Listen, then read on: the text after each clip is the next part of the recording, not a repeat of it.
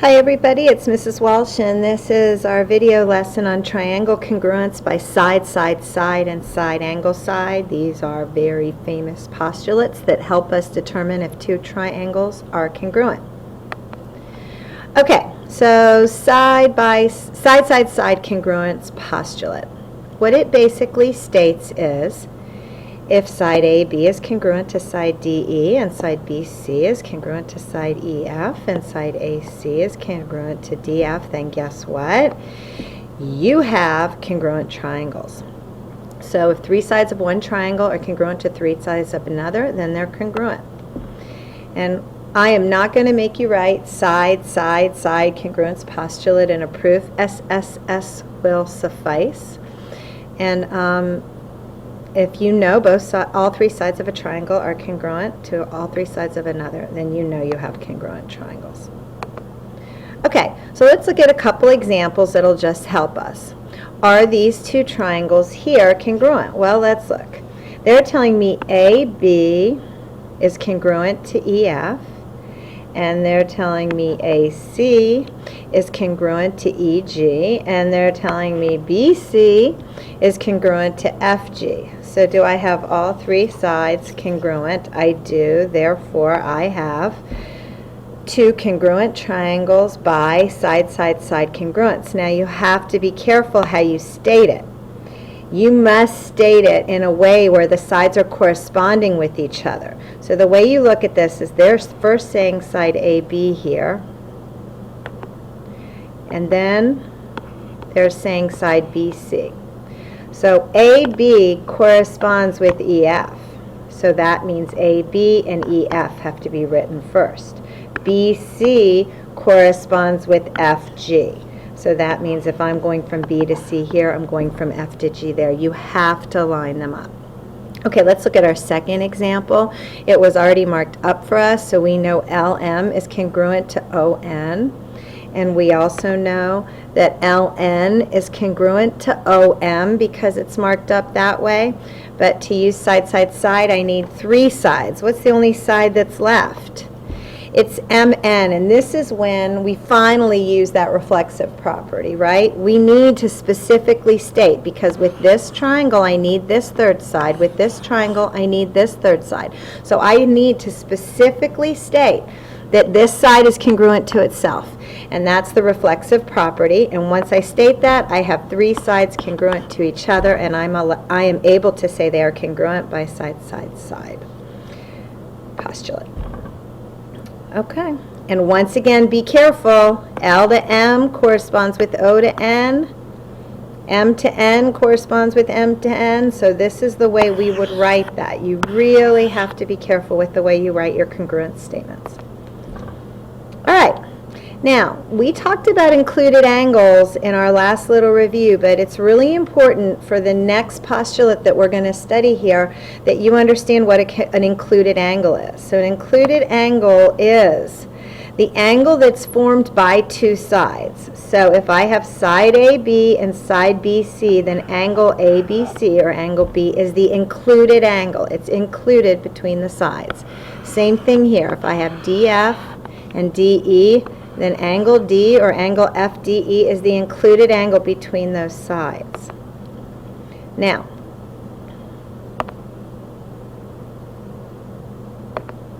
that is important because of this new congruence postulate, which is side, angle, side. And what's important here, if you'll notice, is that the order it's written matters. It's saying you have a side, and then an included angle, and then another side.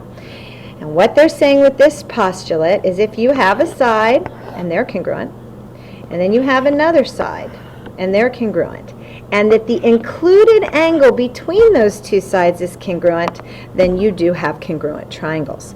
So the way this is worded is if two sides and the included angle of one triangle are congruent to two sides and the included angle of another triangle, then the two triangles are congruent.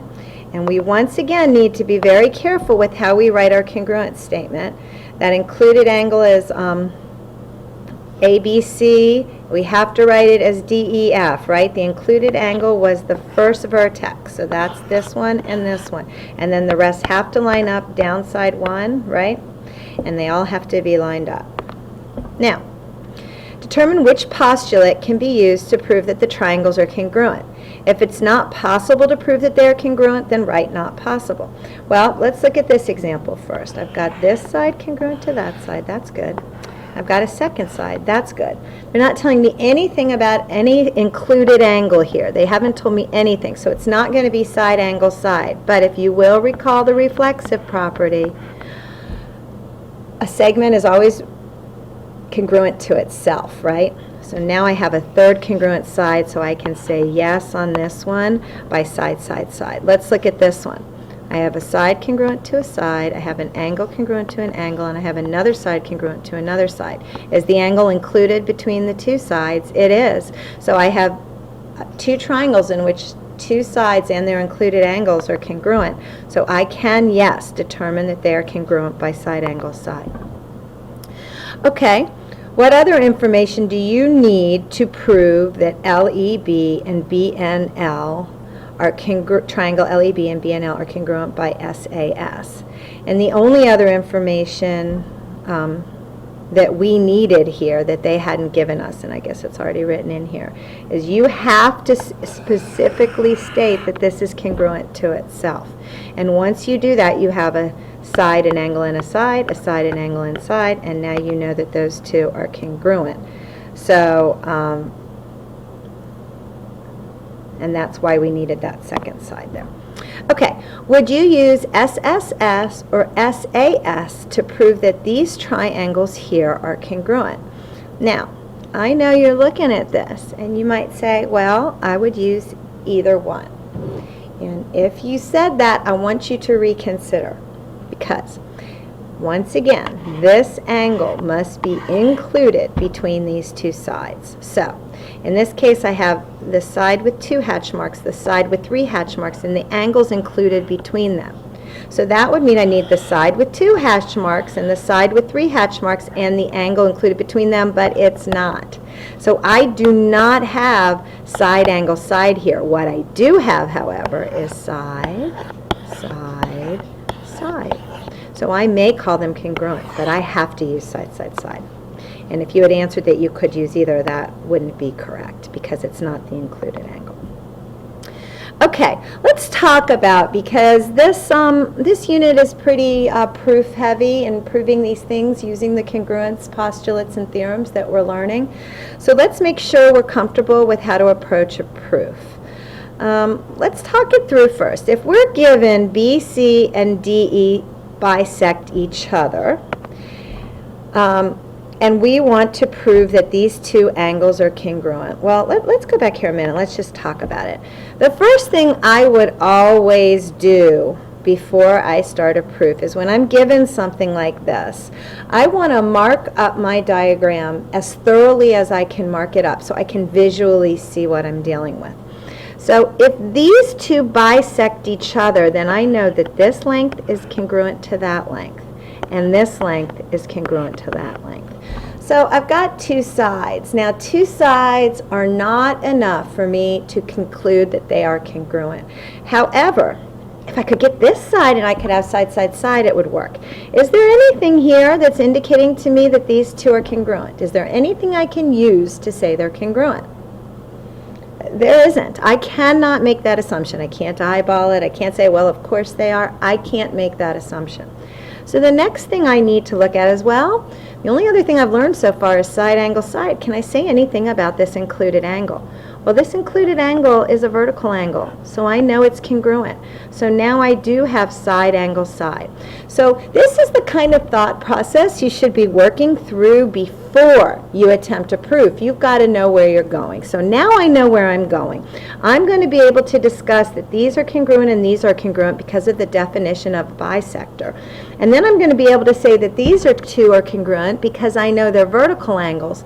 And once I have all that, then I'm going to be able to use SAS. So this is how you think through it. Now all that's left for me to do is actually write it up, right?